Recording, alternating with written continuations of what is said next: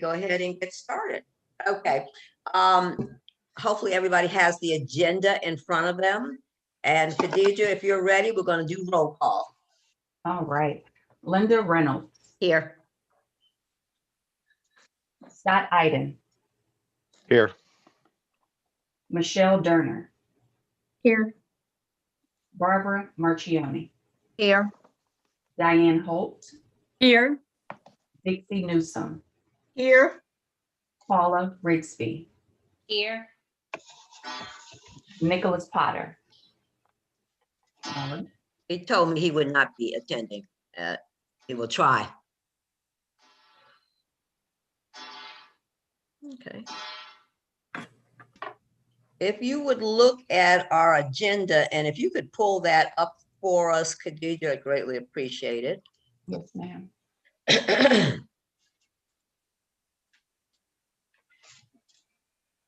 You will notice that we have changed the order a little bit. And so number 3 will be board organizational matters. Somehow, and I guess all of us, Dixie's term actually expired in March. So in order for her to be able to make have input on today's meeting and to vote, we need to take care of that first. So it's a re-election of Dixie Newsome to serve an additional board term of 4 years to expire in April 2025. I'm going to let Dixie at this time talk about exactly what her wishes are and what she is would like to do. At this time, I would like to continue working with the board if that's an option. And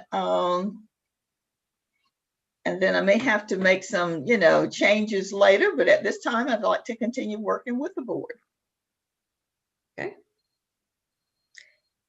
Now, formality, this probably goes to the lawyer. Do we simply go ahead? Do we have to vote on it or just simply acknowledge the fact that she wants to do this and we would like for her to continue? According to your bylaws, you can re-elect her. So I would recommend an actual vote, and it would be a motion to re-elect her for a new term.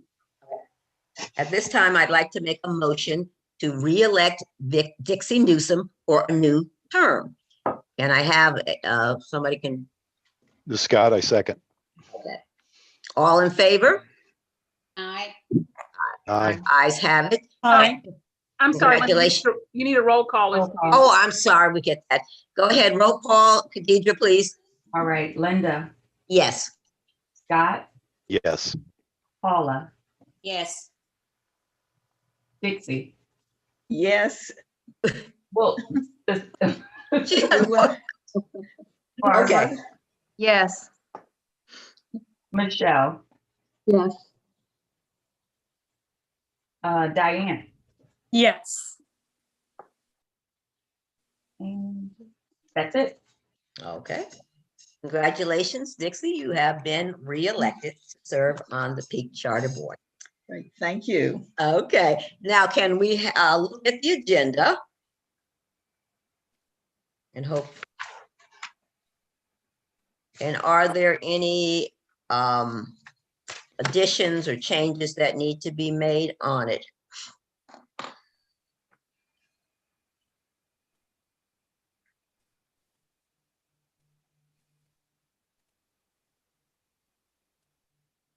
By your silence, I'm assuming there's not. So can I have a motion on the floor to approve the agenda as written? This is Diane. I make a motion to approve the agenda as written.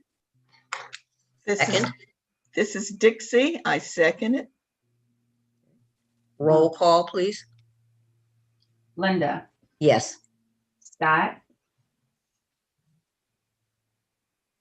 all right. Paula, Yes. Dixie, Yes. Barbara, Yes. Michelle, Yes. Diane, Yes. Scott,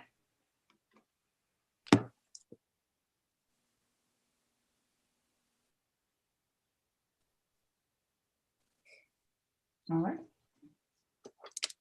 I'm assuming he got bumped off here someplace. Yeah. I think he's on mute. So you can see him? Can you Yeah. see him? Yes. Sorry, Khaditra, I'm, it must be my signal, but I'm sorry, did you ask me again? Yes, just Scott, do we have your vote for? Yes. Roll call? Yes, yes. Thank you. Sorry about that. All right, at this time, we will go to the management report, and it's your turn, Steve, please. Principal Wonderful. report. Thank you, everybody, and welcome back. We have had a great break. We are back in session as of today virtually and return our Plan A students to campus next Monday, the 12th. We have a little over 90 more students joining us to return back in Plan A 4 days a week, with Wednesdays being our asynchronous learning day. So we're going to continue to communicate with them this week to get them back into in-school learning. We have 772 scholars enrolled. Our target is 761, so we're still a few over, which is where we always want to be.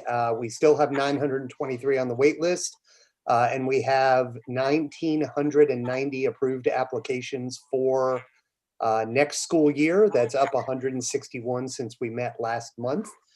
So we continue to attract families who want to come on to Peak, and our overall enrollment and application is much higher than that, but some of those students are already re-enrolled, while others were either duplicate or incomplete applications. But we do have a robust wait list for next year and are in good shape. At the time of the lottery, as you may remember, we had 1,828, so we're up to 1,990 as of now. We are 4 days a week of live instruction continuing. We're inviting all of our kindergarten through 8th grade Plan A students back in for next week. Steve, One great highlight we just Steve, learned about- somebody's asking. Hold up, who is it? I'm It's sorry, I had Donna. my screen Yes, down. Donna. Hey, Donna. Steve, man, you're on a roll. I had one question that I thought is often relevant to the applications that will be helpful. 1,900 applications for how many seats? We had 57 seats in kindergarten that were taken up by siblings, so that left us with about 33 for the general public. At the time of the lottery, we had no other grade level seats available. Okay, Although we do always anticipate, family movement or family dynamic Yeah. changes, so we'll continue to admit from the wait list. I just think that's a helpful little nugget to put the total number of applications in context. Sure. And I would say that if we're putting this in minutes or something of that sort, that would be that would probably be a helpful additional piece to incorporate with the number of applications. Because it sounds like a big number, and it is a big number, but it's even bigger than you might think when you realize how few seats are even available. Thank you. That was my only question. Well, thank you. 1.7% chance. Yes, it was Wow. only kindergarten at the time of the lottery. 57 of those 90 seats that we made available at the time of the lottery were already given for preference to sibling families because we didn't have any staff or board preference this year as well. But I can tell you real quick, I'll pull it up to tell you the total number that we have received on our applications. So far to date, this school year for the upcoming next year, we've received 2,483 applications, of which 437 were deleted because they were either incomplete or were from families who resided out of state or out of country, which we are starting to get a lot more of people who apply to want to get in and then move here. And we unfortunately have to explain that they already have to reside here in the state of North Carolina in order to get in. So 1,990 applications total, up 161 since last month when we met, which we're really excited about. And another thing, and I'm going to lower my screen a little bit so I can see you all on the top. I'm sorry, I have my report pulled up so I don't miss anything. One thing that's really cool is last year, North Carolina Department of Public Instruction began a new program naming Purple Star Schools, which are designations awarded to schools who demonstrate a military-friendly commitment to military families and practices. One of our teachers, Miss Neely Marie, is a veteran and is still serving in reserve duty. And she headed this initiative up, and Peak was one of 5 charter schools across the state who received that Purple Star designation for the year ahead, which was very cool.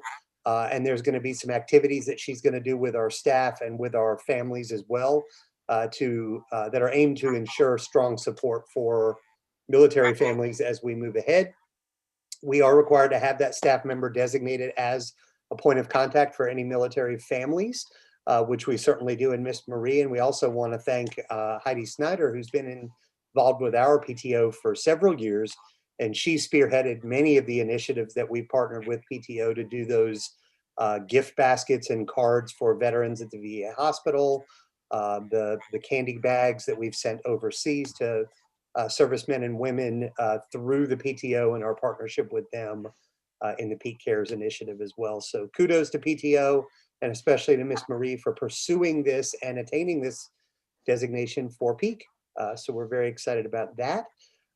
And then later today, I've heard that Houghton Mifflin Harcourt is going to be publishing a article on their Shaped blog, their national blog about Peak and what we're doing here. They interviewed me right before the break and had me respond to some questions and send them pictures and different things. So I'll be glad to share that with you, but just another cool way to get Peak out in the grand scheme of things, sharing all the great things that are happening here through Houghton Mifflin Harcourt, who is the owner per se of the International Center for Leadership and Education, who named us a model school for the 2nd year in a row. We're one of 16 model schools nationwide.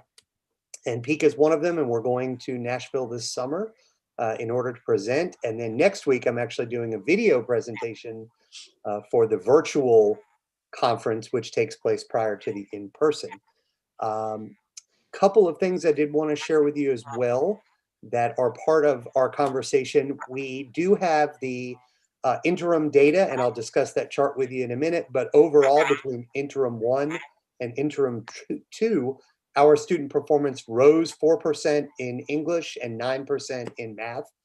So even though we've been in the middle of a pandemic, we're continuing to persevere and push hard for that growth. We always want to target growth rather than proficiency.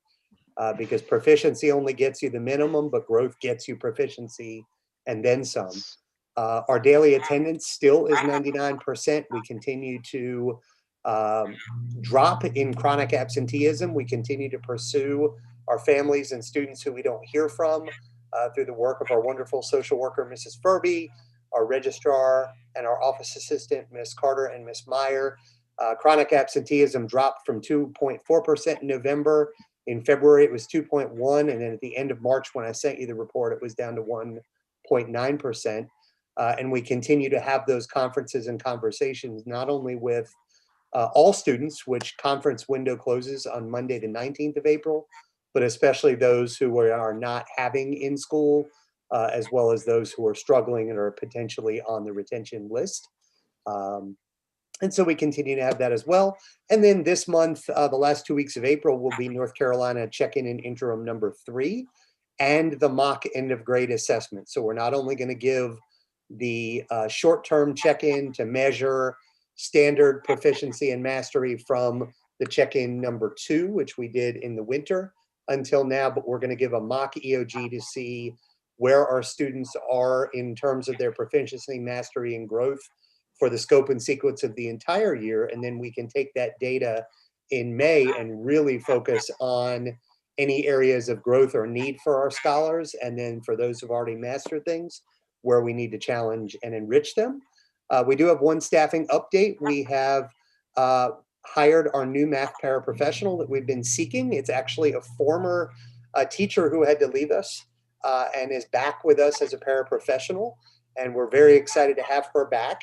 And we've also hired a new part-time lunch aide to share a position with one of our current aides. And that we're very excited is one of our watchdogs. If you remember the Watchdogs program, it's the dads of great students. It's actually a Peak grandfather who's very active and enthusiastic in his support of Peak and is joining us to help out a couple days a week during lunch now that we're back. So any questions about that report? I know we're in the interest of time. I tried to expedite a little bit, but I'm always happy to pause and answer any questions you might have. Outstanding. Thank you. Thank you all. Always impressive. And to have growth during a time when we're hearing about public schools in general, having recessiveness. This is great news, Steve. Thank you. Well, thank you. And it's really a testament to how hard not only our students and their parents are partnering with us, and how well they're partnering with us, and how hard they're working, but our incredible faculty and staff, just how they keep pushing and persevering and striving for that little bit extra. I hear so much from people in our community as well as across the state and even nationally that when schools close down, now it's about a year plus a couple weeks ago, many schools just shifted to, here's a workbook or here's some worksheets we're going to email you and you can mail them back to us if you want, or you don't have to do anything. And we shut down for 2 days in March of 2020 and relaunched with live and recorded lessons that were new instruction daily, and we've continued that. We reopened prior to the local district, both for hybrid learning and for in-person learning, and we're offering live new instruction 4 days a week, plus that asynchronous day also has a live time every morning, as well as a live check-in time in the afternoon where students can log back in and get their work and support. And that really, to me, says a whole lot more, and we appreciate NHA's support for that, that we're doing it that way, and your support that we're doing it that way, because to be able to offer daily live connection and new instruction gives us that opportunity to make sure our students are learning the material.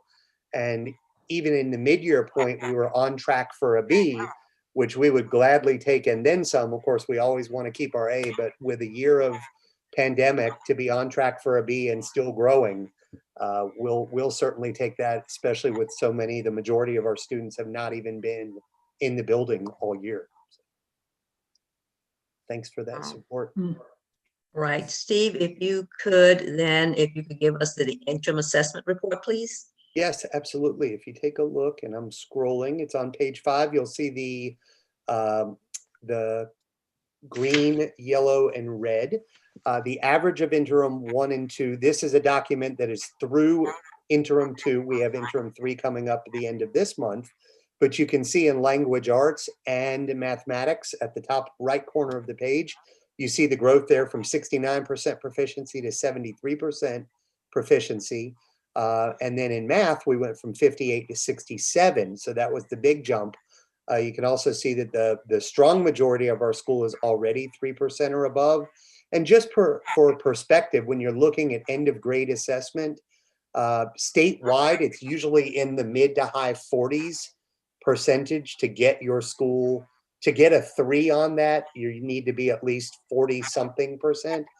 So we already have 55% of our students at that level in math and 66 in ELA. And we've continued to target and intervene in math as well, bringing in a certified teacher to serve as our math interventionist as a counterbalance to the need to continue to grow and increase performance.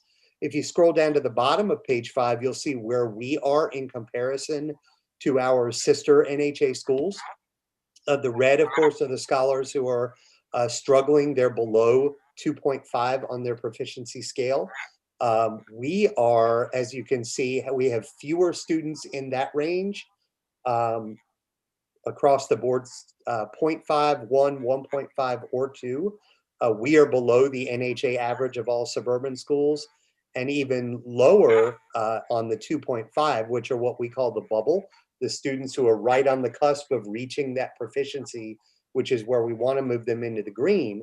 And so within, across that, with the 3, the 3.5, and the score of 4 on their interim 1 and 2, we're above those NHA averages that we have high confidence that those students would score at or above proficiency at the end of the year. So it's really nice for our teachers to be able to see that we have fewer students struggling than across NHA suburban average of all the suburban schools, and a higher percentage of proficiency of the students who we anticipate with high confidence will perform at or above proficiency with a 3, 3.5, or 4 on their end of grade tests. So that's an overview. It's a very similar presentation to what we talked about early in the winter when we just had interim 1, but it's really great to see that we're growing in terms of proficiency, both in language arts and mathematics from interim 1 to 2. And we anticipate the same thing for interim 3, especially because we've had a higher number of students already back in the building for the hybrid 2-day-a-week instruction. Then we added kindergarten through 5th grade back in February for 4-day-a-week instruction. Now we're able to, as of this week coming up, bring our middle schoolers back in for 4-day-a-week instruction. And as I said, we opened that window up right before spring break through the 1st of April, which is what was required by the state. And we added, I believe it was 94 more students back to come back in for in-person instruction. So the more contact time we can get with them, the better. And we'll continue to live stream our classes. So students who are at home, unlike other schools, districts, cities, and states, they don't have a separate passive learning. They have active learning time. We have live instruction in every class every day, and they're doing the same work and the same activities that their classmates who are in the classroom are doing. And our teachers are still able to differentiate and tier instruction.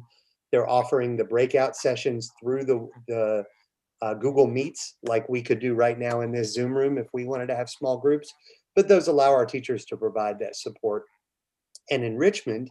And then also looking at our retention numbers overall. As you may remember from what we talked about in the beginning of the year, we are not able to retain under state guidelines and also NHA guidelines any students who currently have an IEP, are in the English language learning program, or who have already been retained.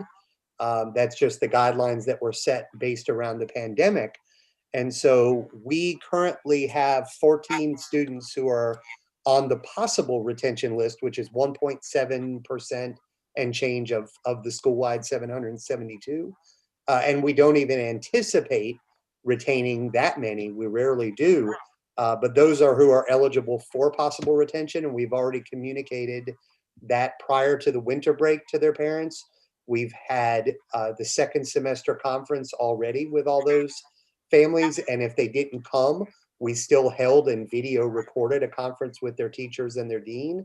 And then we sent it to them electronically so they could still get all the feedback. And we'll have another follow-up conference in May prior to the end of grade testing or end of year assessments for numeracy and literacy in kindergarten through 2nd grade before we make a final decision about any retention for any students that are eligible to be retained. And those who would possibly be retained would be based on either their chronic absenteeism and being below grade level in their academics, or if they're just statistically and significantly below grade level on their standardized test. And those will continue to explain and monitor as we go through interim 3 and the mock EOG this month, as well as the end of grade testing at the end of the school year in June. Are there any questions for Steve before we move on to board fund report? Steve, this is Khadija. I have one question. Did you give me those time frames of when those conferences were done again? Yes, we had a pre-winter break conversation with anybody who was a candidate to be retained based on either absences or below grade level performance. That was before the winter break. We are currently about to end the conference window for the spring conferences, but anybody who was a possible retention candidate, we offered their parents and hosted a conference February or in the beginning of March. And if they did not attend for whatever reason, we still held the conference, recorded it, and sent it to them. And then by the end of May, we'll have another follow-up with anybody who's still on the possible retention list at that time. And then we'll make a final decision at the end of the school year once we have the year-end data about proficiency, either in kindergarten through 2nd grade, numeracy and literacy, or 3rd through 8th grade with their end of grade assessments. Thank you. Thanks. If there aren't other questions of Steve, we'll turn it over to Khadidra to do our board fund report. Thank you. All right, so the board fund report is on page 10 of your PDF. And this is as of March 16th, 2021. The board has an available balance of $58,777.39. Does anyone have any questions about the current board fund balance? All right, and if you look on page 11, you can see all of your expenditures that have been spent to date.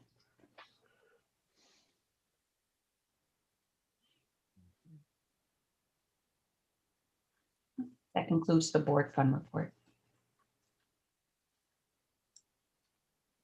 Any questions of Khadidra?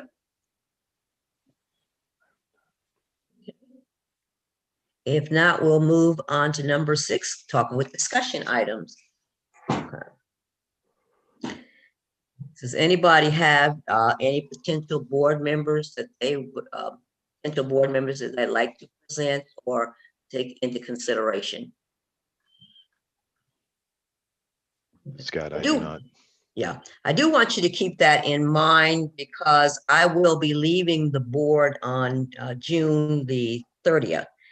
So we will basically be electing officers at that time rather than doing it today. So want you to think about, as we elect officers, the presidency, the chair will be vacant. And so I would encourage any of you who, because all of you are qualified, you're able to do it. We have wonderful support from our legal counsel, from our NHA rep, which is Khadidra. So you have the support there as well as Steve. So I would not say it would be a taxing job, but I would say it would be a learning job that you would enjoy. So please take into consideration as we say, we're going to table elections until the June meeting. Any questions on that? All right, we're going due to time, we're going to move on to Form 990. And Khadidra, would you want to go over that briefly? Because I think it's real easy. Yes, ma'am. The Form 990 is required of all nonprofits that have 501c3 tax exemption status.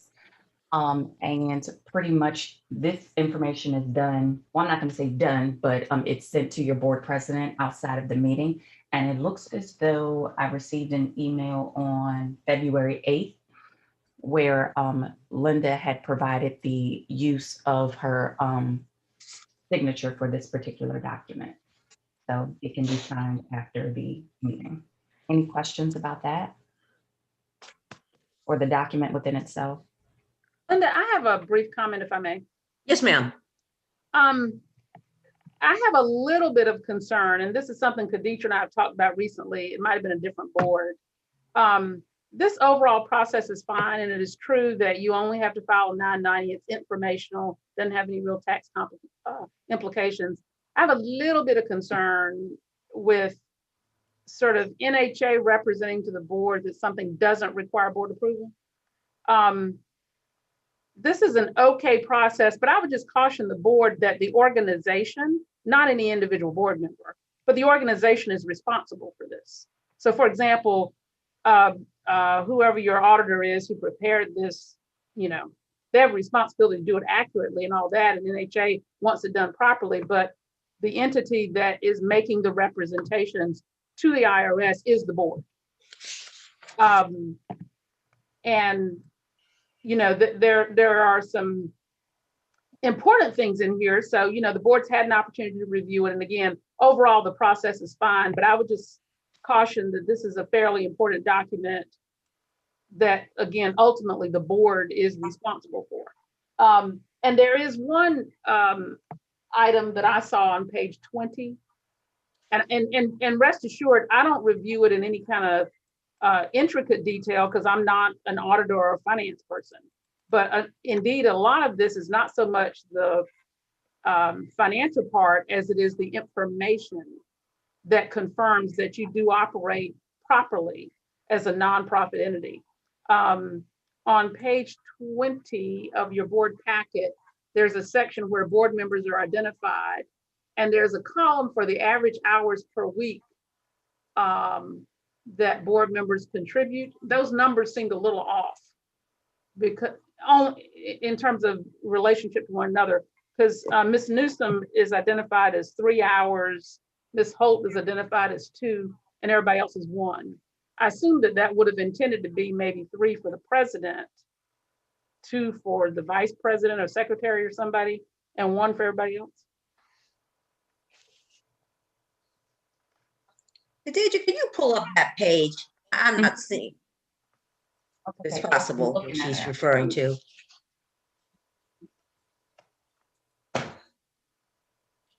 Can you see it? Yes, She's thank you so much. She's referencing the B column right here Okay, in the middle. right. I'll make it a little bigger. There you go.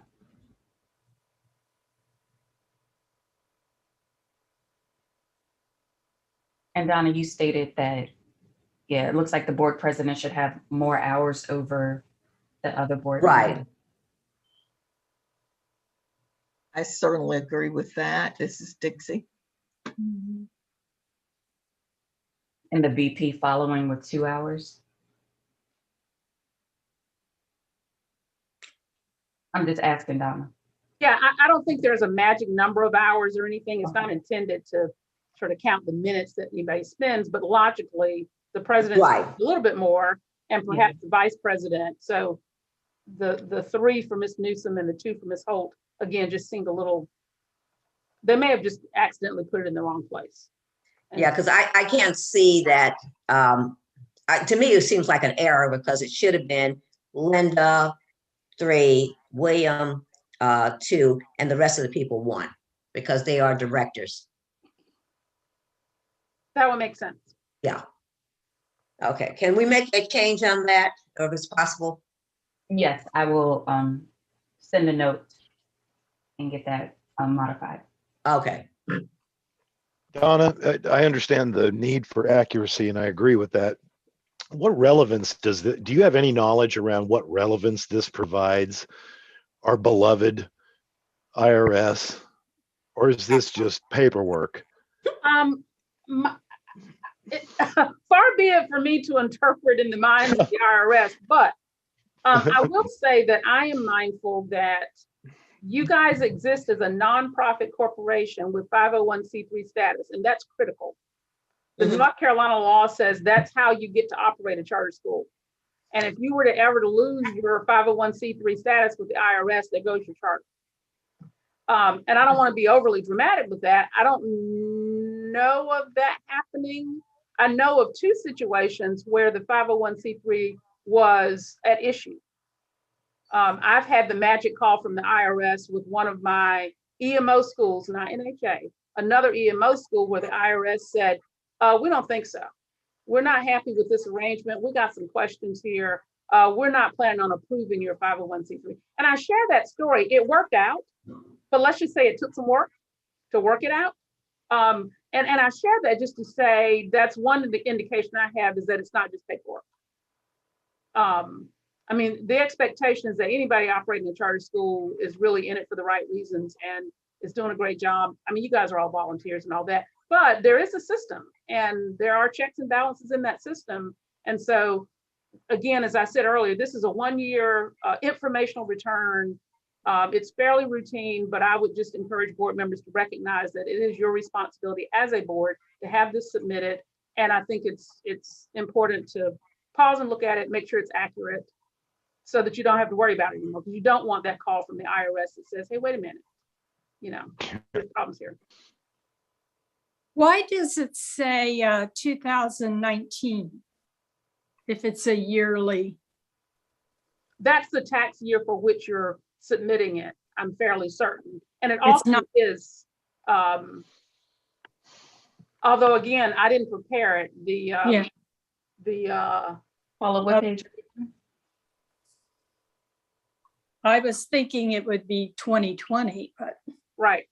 if it's a yearly document or reporting, Yeah, and if you notice on the very first page, it does say that it's for the 2019 calendar year or the tax year beginning 2019 and ending in 2020. 20. So it may be that in IRS world, it's labeled 2019, but that line underneath gives you the specific time frame. And I don't know if you want to have Khaditra follow up with the person who prepared it just to confirm that, yep, that's right. Okay.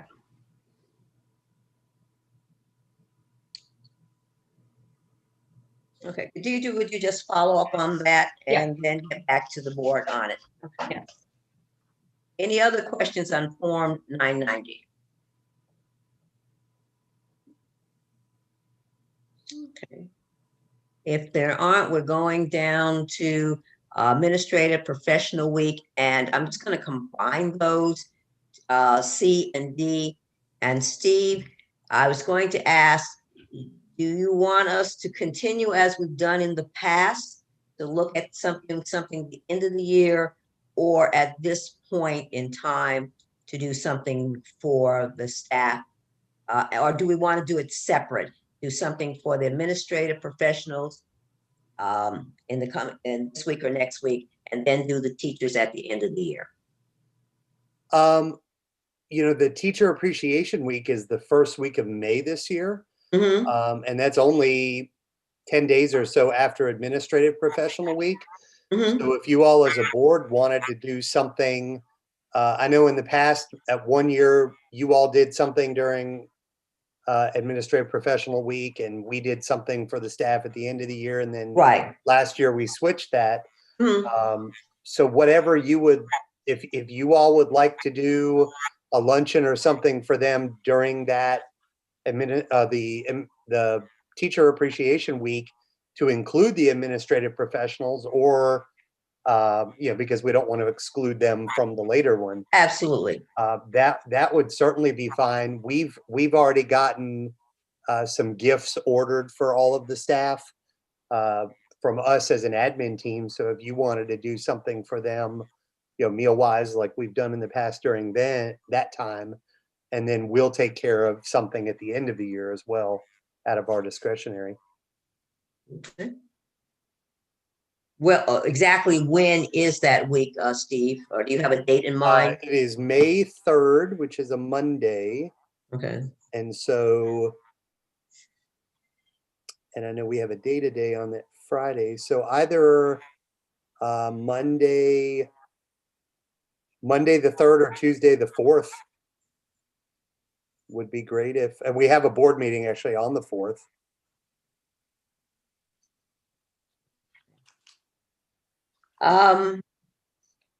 In the past, I think we've allocated about $1,000 or $800 around there. Barbara, can you? Yes, that's correct. Okay. That sounds right. So at this time, just to be technically correct, can we go ahead and then request that we transfer $1,000 for Teacher Appreciation Week? And does that include the administrative staff? We Yes, certainly would. We Yeah, wouldn't want to okay. leave them out.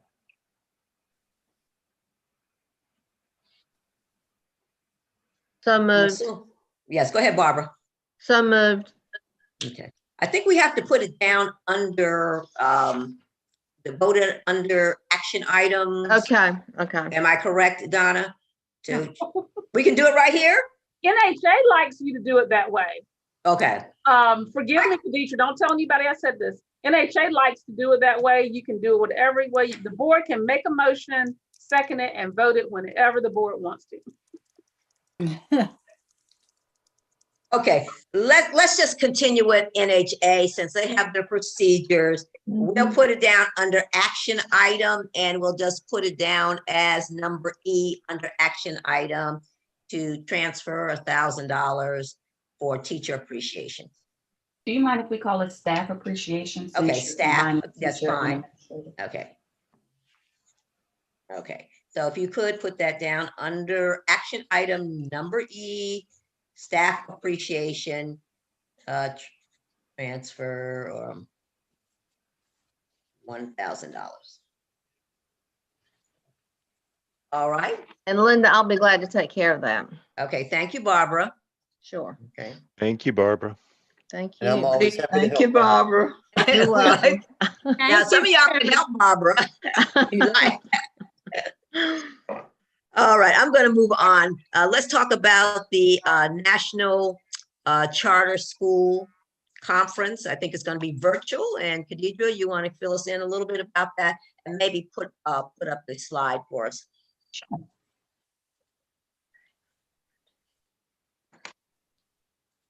All right. So the National Charter School Conference, as Linda said, will be virtual this year. It's going to be between June 20th, 2021 and June 23rd, 2021. The schedule has not yet been released. It is $125 per attendee. And the funds, as usual, will be taken from your board fund account if you choose to go.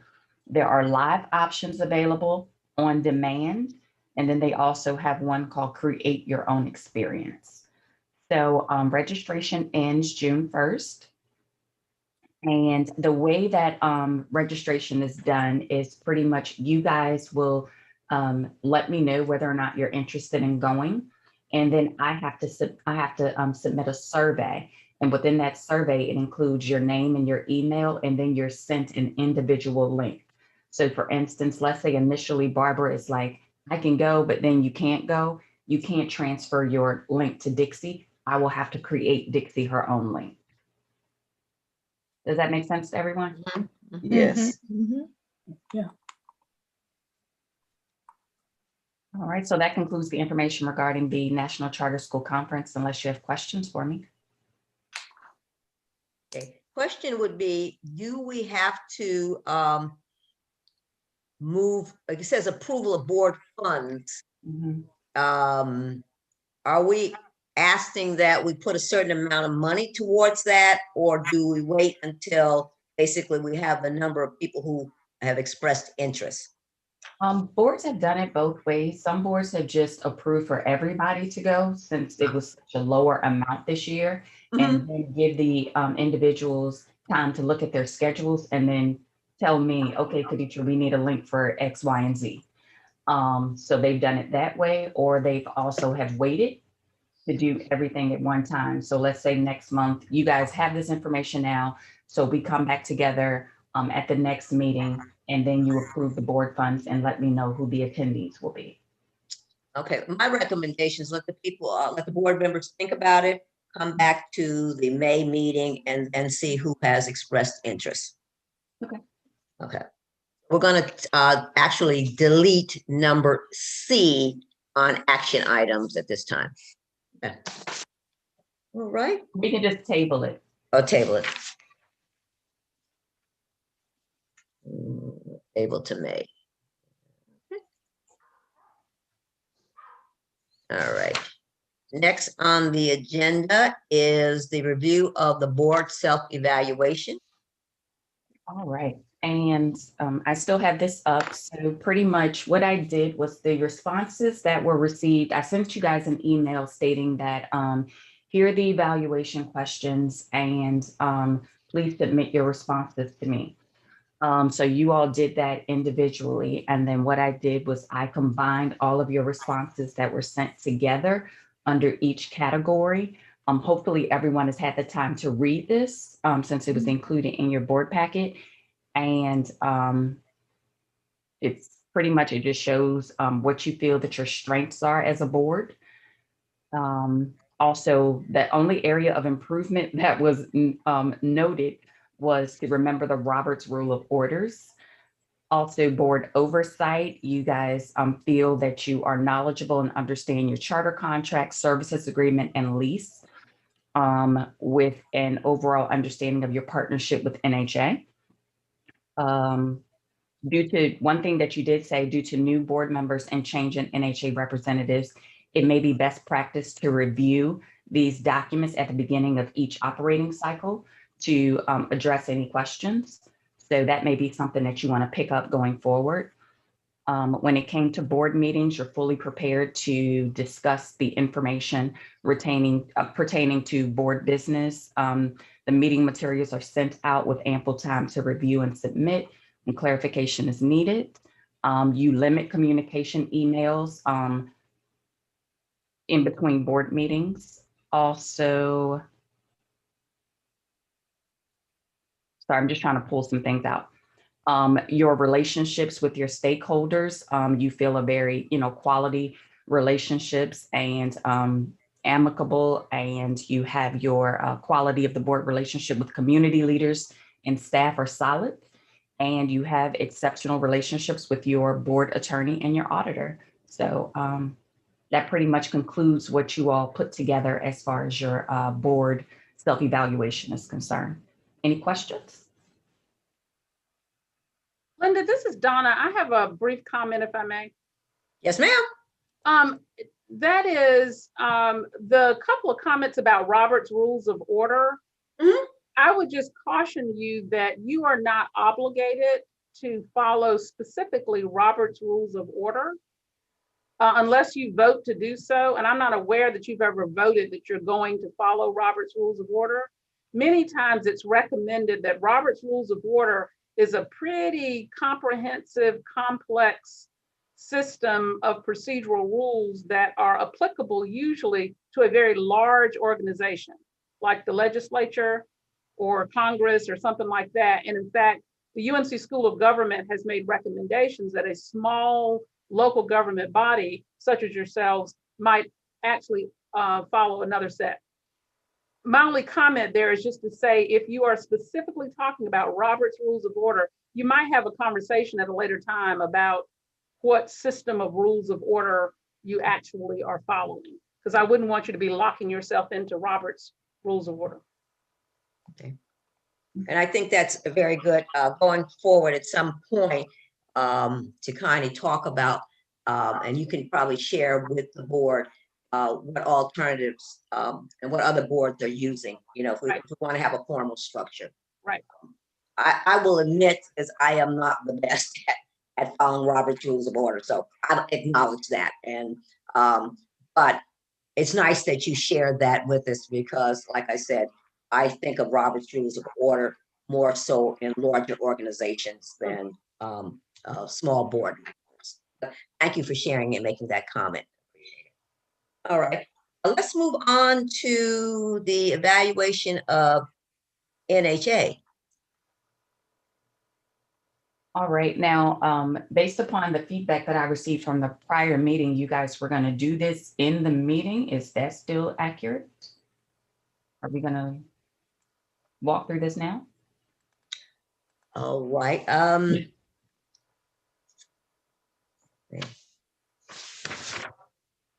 Do you have any, is this, okay, I guess what I'm asking due to the fact of time, because it's really important in order for us to do these action items that I think we're gonna have a problem if two of our board members leave prior to making informed decisions. So I guess what I'm saying, how long do you anticipate that we can do this and move along? I would say if you want to table it to the May 4th meeting, that's fine. We just need to have it done by June 30. Okay, So as far as timing is concerned, we still have time to get this complete. okay. May- Then I'm May gonna meeting. ask that we table that and then move Yes. it to the May meeting. Okay, will do. Okay. Thank you. Thank you. Mhm. Okay, Khadija, could you put up a proposed calendar for next year, please? Of course. Let me share my screen.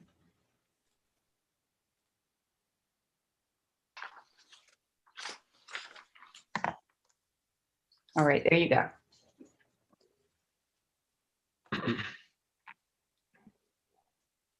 Oh, I zoomed out of here. Steve, I'm sure you've taken a lens through this. Do you see any conflicts in reference to this in the school calendar? The only thing that Khadija and I talked about before was possibly moving January 4th to January 11th, just because that's right after we come off of winter break. and will have been out for about 2.5 weeks. Moving to the 11th would be okay in my view, because we don't meet in February anyway. Mhm. So that could also close the gap between that and the March meeting. But that was the only thing I saw any issue with. Any other board members? I'd agree with that. Plus, we don't meet in December either, so that actually would give us a little bit of additional lead in preparation, et cetera. Linda, this is Donna. Donna? I wonder if you all might want to consider adding a July meeting, just in light of COVID. And though we're all hopeful and prayerful that we're on the upswing here, I think in preparation for starting your first school year kind of after COVID, I'm going to project just a thought as to whether you might want to have a July meeting, because you might find yourselves needing a special or emergency meeting otherwise. I don't think you're necessarily going to have as much activity this summer as you have like in the past 6 months, but you might consider that there might be some new provisions and requirements and whatnot on the horizon in preparation for everybody going back to school in the fall. And you might prefer having the opportunity to consider all that and make decisions before you're already in August. Just a thought. Board members, what's your take on that? Because I won't be here, so I want you all to feel if you want to have a meeting, or do you want to leave the calendar as is, and then if it's necessary, then have an emergency or a special board session? Because I know a lot of you go on vacation. For a lot of people, this year you've been kind of limited, and so I don't know vacation time. So I want to hear your thoughts on it. I suggest we leave as is and just play it by ear in July. I would agree. Yes, those are my sentiments too. That's fine for me as well, Dixie. Mhm. Seems that the majority of the board would like to leave the calendar as is, except for the change that we're going to note for, is that going to be Tuesday, January the 11th, 2022? Yes, ma'am. Okay. And if necessary, then a special meeting will be held in June, a call meeting, July. July, I'm sorry. All right.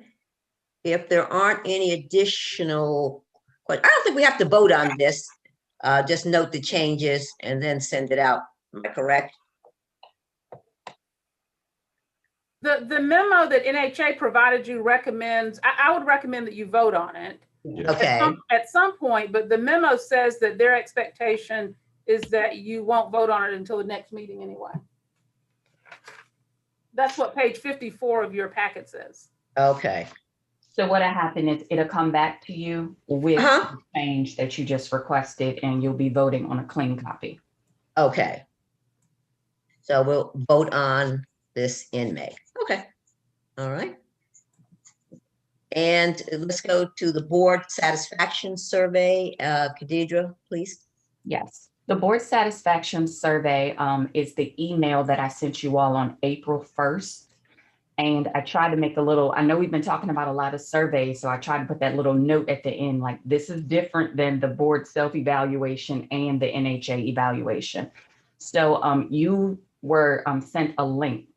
And with that link, you just click on it, you answer a few questions, and that completes the survey. One thing that I encourage the boards that I work with to be is completely transparent and honest within this survey, because my team does take a very close look at this survey. We typically break into groups in the summer and pretty much go through all the information. And if there's anything specific to an individual school, we make sure that those things are addressed as well.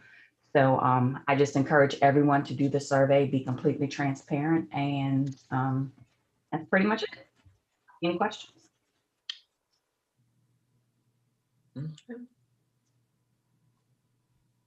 And I think in your email, I was given a date to have it complete by April 19th, but I did. Yes, it does. see Yeah, that's what I in- was gonna ask. This one says April 30th, so anywhere between April 19th and April 30th. Okay. We'll go with that.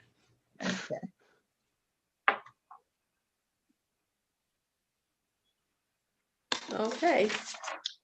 I think the way it's listed that we have annual meeting action items, and then we'll go into, I assume, regular action items. So let's start with annual action items, please. All And- right. Okay. So the first item we're going to table to the June meeting. And that's the election of officers. Next action item is the appointment of the public records officer, which has been noted would be our NHA board representative. So can I have a motion from the floor to appoint for our public records officer, our NHA board rep? This is Dixie, so moved. Okay, This is Paula. I second it. all right. Khadidra, please. Yep. Linda, Yes. Scott, Yes. Michelle, Yes. Barbara, Yes. Diane, Yes. Dixie, Yes, Paula. Yes, All right. Okay. Motion passes. Okay. Next, can we have a motion to appoint our legal counsel, which currently is CSH Law Firm?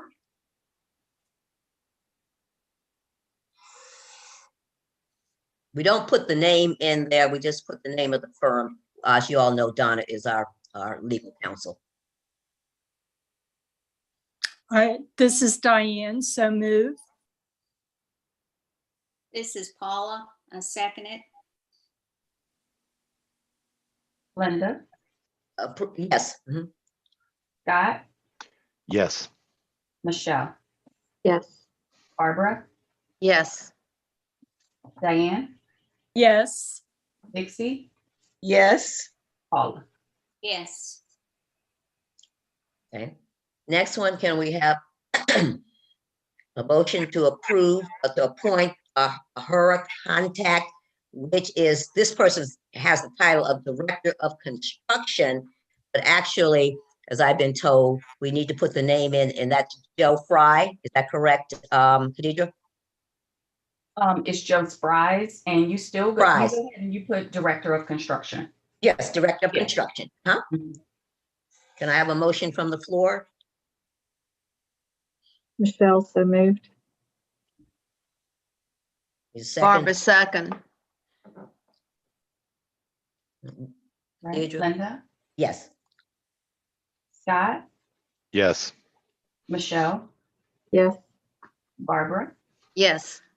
Diane, Yes. Dixie, yes, Paula. yes, Next item, can we have a motion to approve the principal of Peak Charter to be the contact person for Title VI, Title IX, and Section 404 contact?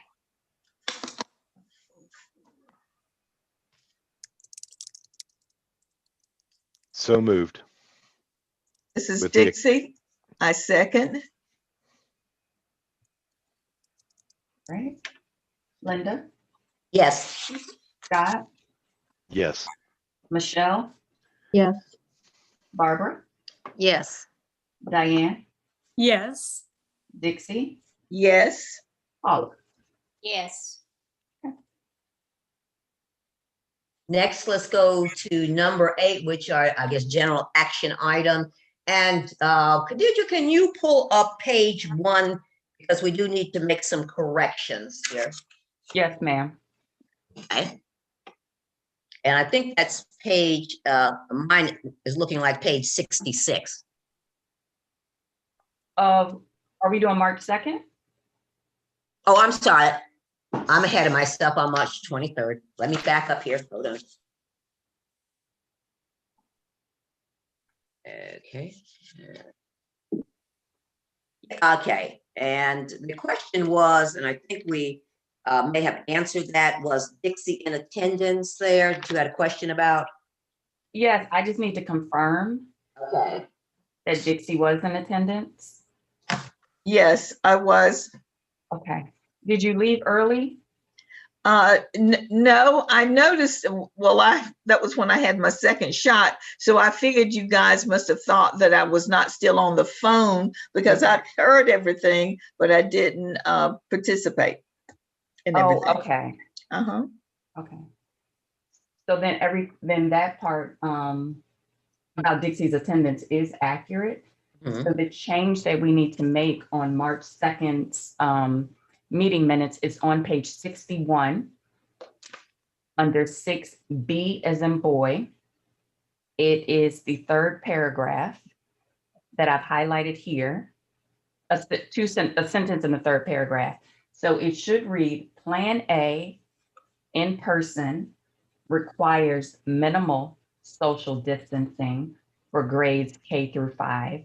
However, there are 6 feet there is a 6-foot social distancing requirement for grades 6 through 8.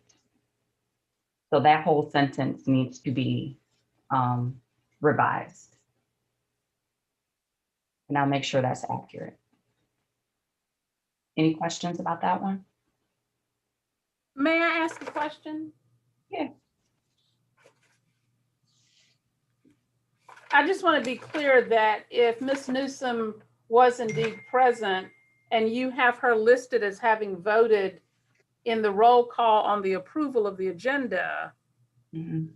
do you need to add her to the other votes or not? I think she just, when she explained it, I think after that, it sounds like, Dixie, were you just listening to the board meeting for the remainder? Yes, And you that's didn't correct. vote? Okay. Yes, that's correct. Okay, and that's probably fine. I think you run the risk of, if somebody looks at this, they're gonna wonder, because it doesn't say that she left the meeting, but that's fine. Okay. Should we document something that she just didn't vote? I'd probably just leave it, Okay, because that might add yet again another layer of confusion. okay. So that concludes all the revisions that are required for the March 2nd board meeting minutes. And I have a motion from the floor to vote on the March 2nd minute with said corrections. Michelle, so moved. This is Paula. Diane, I second it. All right, and I'll do my same roll call. Linda, Yes. Scott, Yes. Michelle, Yes. Barbara, Yes. Diane, Yes. Dixie, Yes. Paula. Yes. Okay.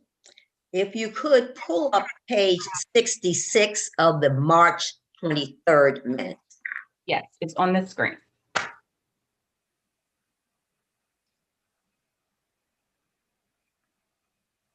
Okay.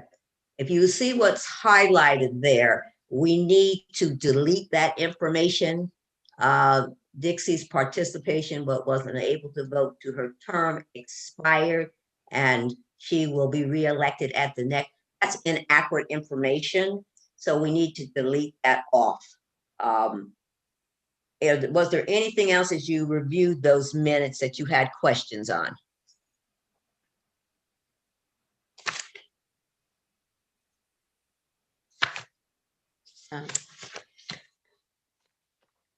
If we could have a motion to approve the minute with said deletions. This is Paula, so moved.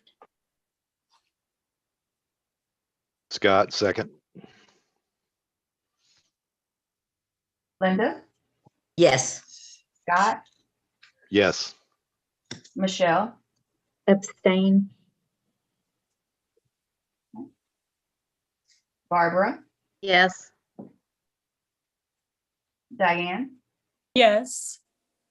Dixie, Yes. Paula. yes, All right. And as we said on the agenda, that we will table approval of board funds for the National Charter School Conference.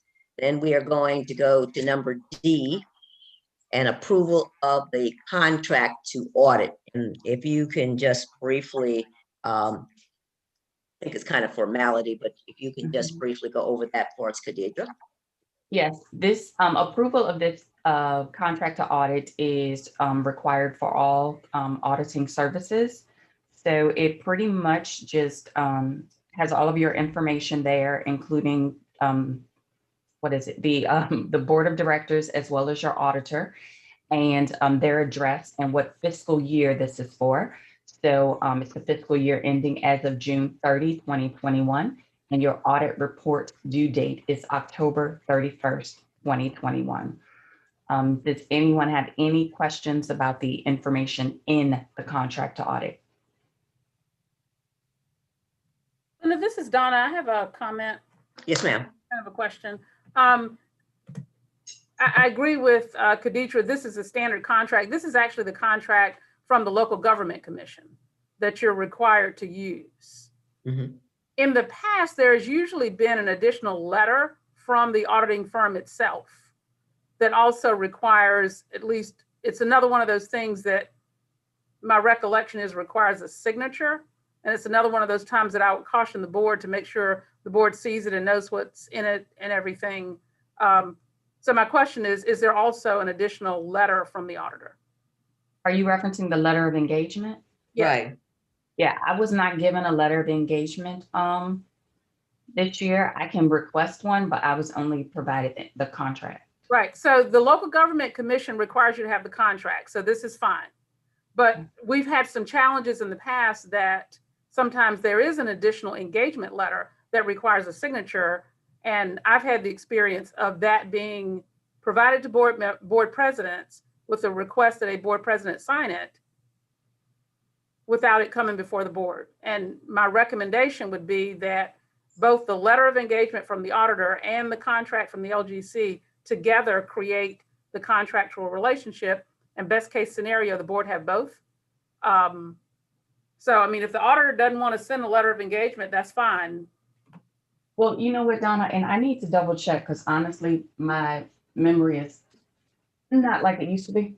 So what I would like to do is just look through and make sure the board has not already received the letter of engagement on a prior board meeting, because honestly, I can't remember off the top of my head.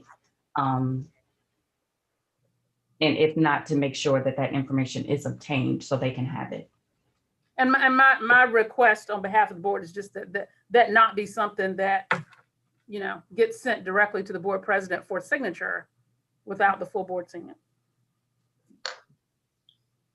Are you saying they need a special meeting or just sent to the full board for their review? No. Okay. I think it's a contract between the board and the auditor. Right. And my advice would be that any contract between the board and anybody, the board needs to see it and decide on it. Okay, I just wanted to make sure I was clear.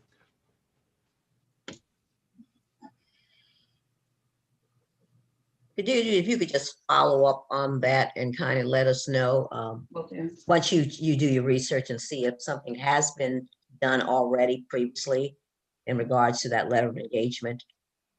Will do. Okay, all right. I'll And I take it. believe approval of the contract to audit, do we need to hold off until we get that letter of engagement or not? No, I think you can still do this. Right. You want to have this contract and that's fine. And maybe the auditor doesn't have or need or want a letter of engagement. I would just caution the board not to, you know, to be clear what you're entering into. And for now, it's just the contract audit. Okay, so I'm going to go ahead and then have us to approve, to have a motion to approve the contract to audit. Scott, so moved. Michelle, second. I'll do a quick roll call. Linda, Yes. Scott, Yes. Michelle, Yes. Barbara, Yes. Diane, Yes. Dixie, Yes, Paula. yes, And I Motion believe passes. our last item is going to be number E, and that's the approval to transfer from board funds $1,000 for staff appreciation. I have a motion to approve that. this is Diane. Dixie. Okay. Go on, Diane. This is Diane, so moved. This is Dixie. I second. Okay. Linda, Yes. Scott, Yes. Michelle, Yes. Barbara, Yes. Diane, Yes. Dixie, Yes, Paula. yes. Okay. If we could just, if you don't mind, Khadidra, since we have a few minutes, can we go over to make sure we have everything that needs to be on the agenda for next month? So everybody's clear. Oh, sure. For the month of May, what I have down is, sorry, I was trying to highlight things as I was going through. Okay. For follow-up, I just need to confirm the 2019-20 tax year for Form 990, Okay. the letter of engagement for your audit firm, Okay. approval of the of board funds for the National Charter School Conference. And for June, we'll be doing the election of officers. And just to let you all know, for date purposes, the principal evaluation with Zach Perfit is set for May 4th. And we are also going to do the evaluation of NHA. Yes, ma'am. Okay, and then we will vote on the proposed board calendar. Yeah, All right. didn't highlight those two. Yeah, I just know we have quite a few items that we've moved, so I just want to make sure that we're all on the same page, and especially for me. So if there are no other items or anything that people want to discuss, we're going to adjourn. And there's no public comment, so we'll move on. So can I have a motion to adjourn today's meeting? So moved. Scott, second. All right, and I'll do a quick roll call. Linda, Yes. Scott, Yes. Michelle, Yes. Barbara, Yes. Diane, Yes. Dixie, yes. Paula. Yes. All right, meeting adjourned at 1:14. Thank you, guys. Thank Thanks, you. everybody. Be Thank well. Thank you, Khadidra. You're Bye. welcome. Bye-bye, everyone. Bye. Okay, Bye-bye. bye-bye. Stay positive, test negative. Absolutely. Love it.